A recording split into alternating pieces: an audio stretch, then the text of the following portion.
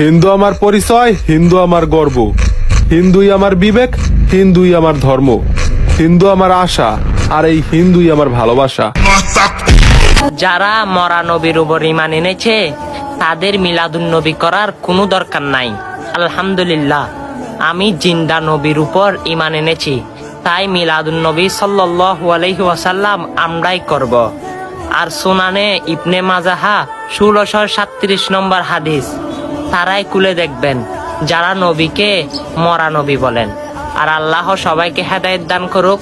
আর মরা নবীর উপর যারা ঈমান এনেছেন, অবশ্যই আপনাদেরটা ঈমান না, কারণ আমার রাসূল বলে যার ভিতরে ঈমান নাই, যার ভিতরে আদব নাই, তার ভিতরে ঈমান নাই, যার ভিতরে মহব্বত নাই, তার ভিতরে ঈমান নাই।